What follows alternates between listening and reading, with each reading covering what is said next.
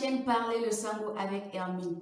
Je suis Hermine et aujourd'hui je vais vous dire pourquoi faut-il absolument apprendre le Sango avant d'aller en Centrafrique. Premièrement, le Sango est le premier élément représentatif de la culture centrafricaine. Le territoire de la RCA est grand de 623 000 km² avec une population d'environ 5 millions d'habitants. 38% de la population vit en zone urbaine, tandis que plus de 62% se trouvent en zone rurale. Les deux langues officielles du pays sont le français et le Sango.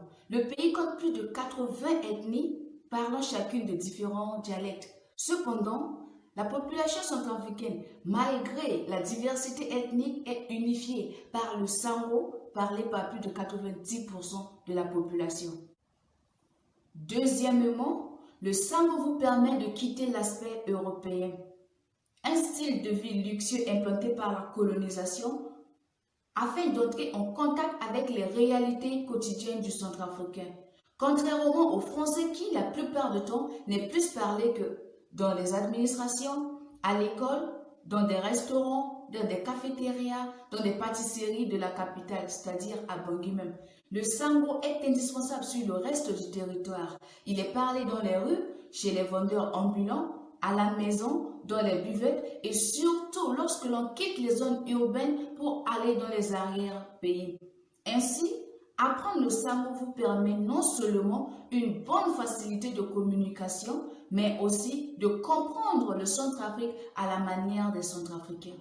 La troisième raison pour laquelle il faut absolument apprendre le Sango lorsque l'on va en Centrafrique, c'est que le Sango permet aux étrangers de se familiariser assez facilement aux habitants du pays. Hormis la diaspora, la plus grande partie de la population n'a pas assez d'occasions pour se familiariser aux étrangers. Cela s'explique par un faible taux de tourisme dans le pays et aussi très peu sont ces étrangers qui osent se familiariser avec les Centrafricains. Et cela, dans certains cas, joue en défaveur de l'étranger. Par exemple, pour un vendeur ambulant, vendre ses produits à un étranger est toujours profitable parce qu'il pouvait payer à un prix légèrement supérieur au prix qu'achèterait un citoyen centrafricain parlant le Sango. Et enfin, il vous faut absolument apprendre le Sango parce que c'est l'un des plus beaux souvenirs que vous pourrez garder du Centrafrique.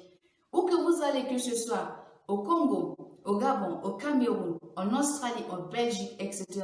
Si vous arrivez de rencontrer un Centrafricain, dites-lui tout simplement « Bibaramo Itatimbi ». Il vous répondra « Bibaramonga Itatimbi ».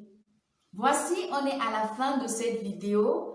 N'oubliez surtout pas de liker et de partager. Si vous avez des questions, n'hésitez surtout pas à nous les laisser en commentaire et on va essayer de vous répondre. Au revoir et à très bientôt dans la prochaine leçon.